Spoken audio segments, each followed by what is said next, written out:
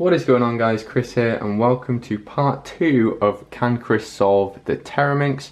In the last episode I went through the 5x5 centers, so it's kind of like building a Gigaminx on the centerpieces of this puzzle, and as you can see I've proceeded to do another 8 of them, so we now have 9 centers complete and just 3 left. Now once you reach the second part, so the second half of the puzzle, you actually have to try a different solving strategy. You can't build a cross on the 2 layers of the centers because it doesn't work without messing up something else. So I've left one of these centers before the last 2 just to show you kind of how I did that. So rather than building 5 kind of edge pieces around the center like a cross, we actually want to build just one to begin with. So we'll start with this one pink edge.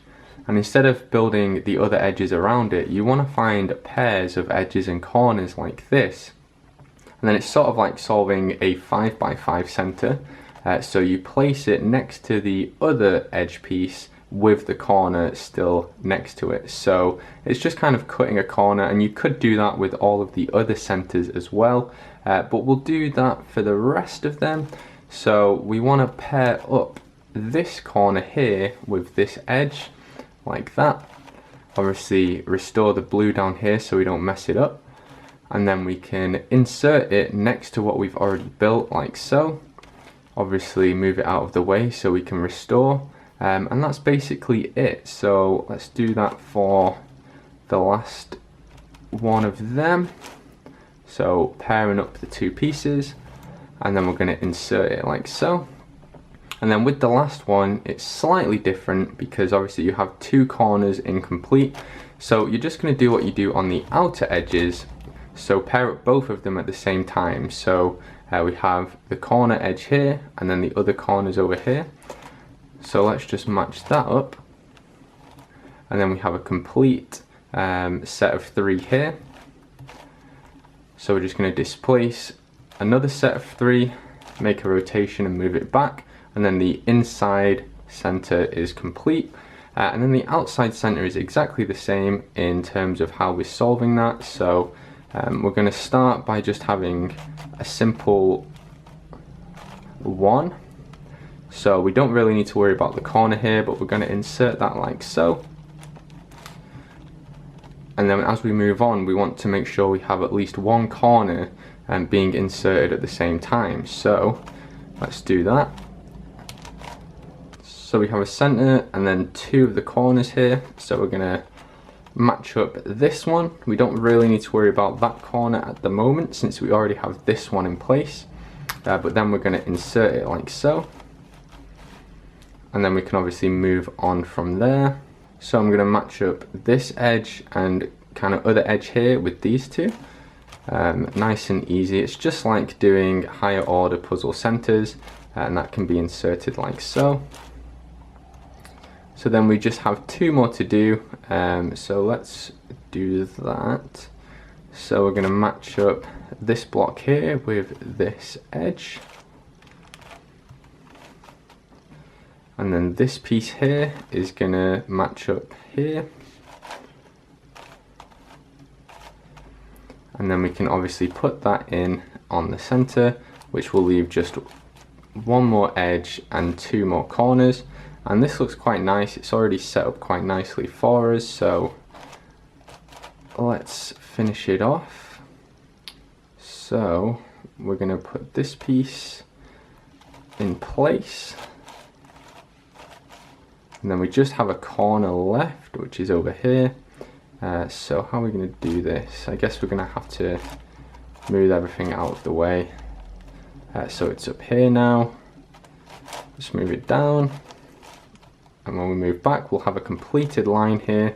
And just like before, we're going to displace 1 row, make a rotation, and when we move it back to restore the blue, yellow, orange here, we obviously resolve the pink center. Okay, so now that that's done, we're on to the last 2 centers, and this is kind of the same, but obviously we don't have any other centers to use as empty spaces, so we're going to have to use a lot more commutators. It's the same premise though. Let's just, well, it doesn't matter which one we start with because solving one will solve the other. But we have a block of 2 here. So it's a grey edge and a grey corner. And we're going to line that up here.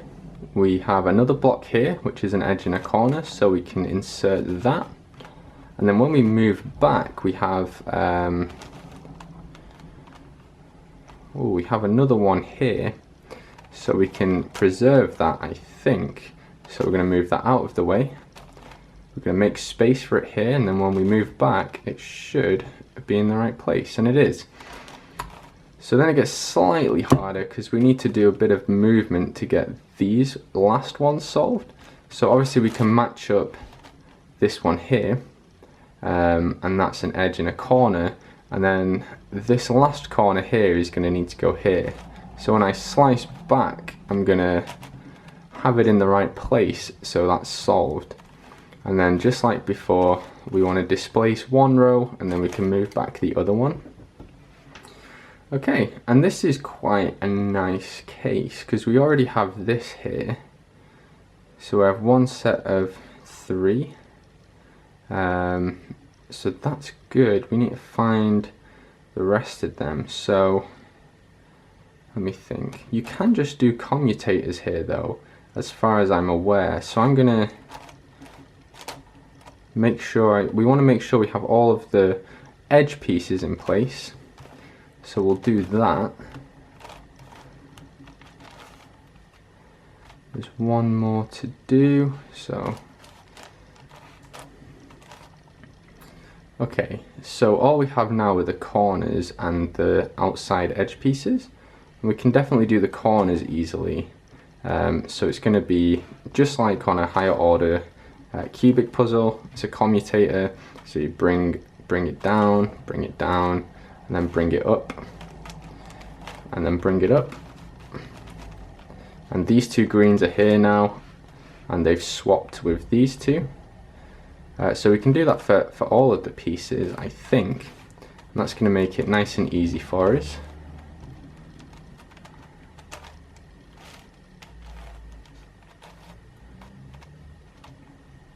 Okay, that's all the corners done. And I'm pretty sure this works with the edge pieces. So we're going to bring this one down. And then we're going to move the one layer back. Like that. And now there's just 3 pieces left. So now we're going to do this one here.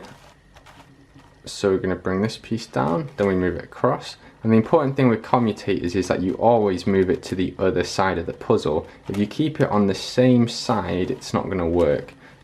So make sure it goes all the way over across this middle point here. So then 2 more to do. So let's do that. We'll do this first one at the top.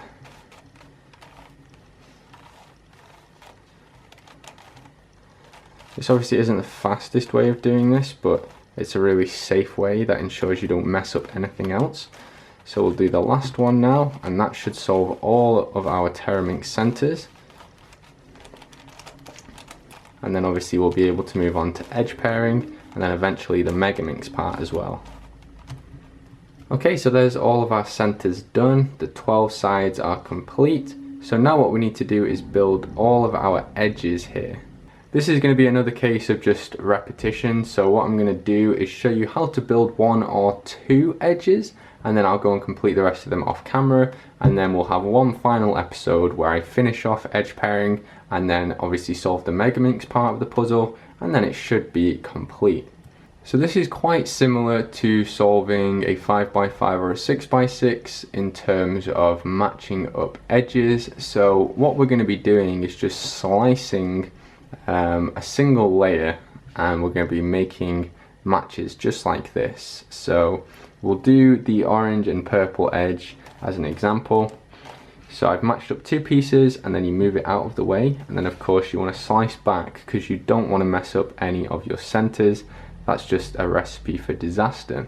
So now that we have these 2 here, we're going to need to find the rest of the pieces, and this is the hard part, is just searching around looking for the pieces you need. I have spotted one over here, So I have this kind of outer edge piece, and then we have what we've matched up before.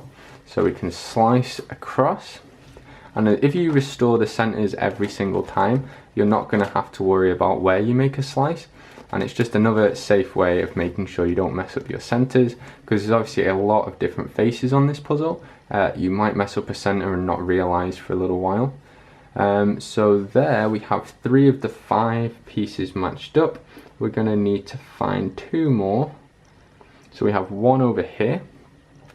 So we can bring this one down, and that's going to slide across here.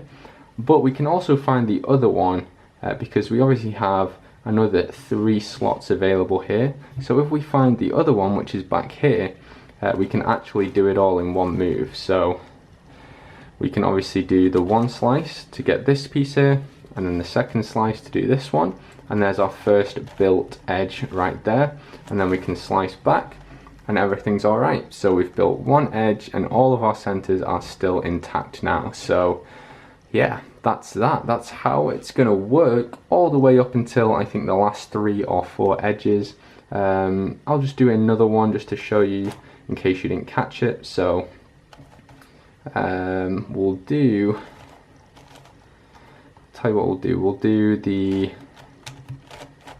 do these ones. So blue and green, blue and green. So I've matched up this outer edge with the center edge. So I'm going to find the other one, so I just have to make the 1 slice. And there's a lot of blues and greens around here.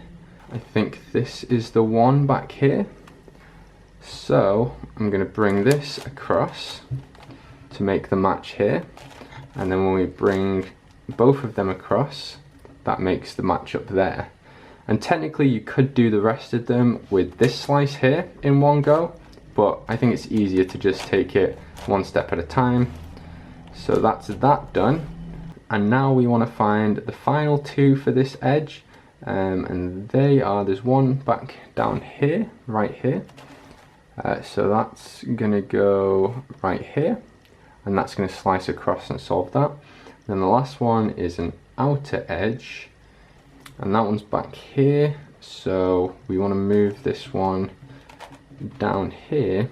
So we're going to match up 1, 2, 3. So that's an easy 1, 2, 3. And then funnily enough, it's ended up right next to the other edge we've made. So we're going to move it out of the slice, and then of course when we slice back, it's not going to be broken up again. So there's our 2 built edges and all of our centers. And again, that's just how it's going to work all the way through until the last couple of edges, and then we'll get to that, I guess, when it happens, and I'll show you how that works. But that's going to be it for this video, guys. It's gone on a little bit, took a little bit longer than I thought it was going to, but that's just this puzzle all over. It's not too difficult, just takes a really long time to get all of the pieces in place. In the next episode, we will be finishing this puzzle off, so definitely stay tuned. And if you've made it this far, thank you so much for sticking around and watching. Remember to leave a like if you've enjoyed the video, leave comments down below and let me know if you have any suggestions for finishing this puzzle off, and then of course subscribe and you'll be notified whenever I make a new video. That is going to be it from me though, guys. Have a fantastic day, and I will see you in the next video.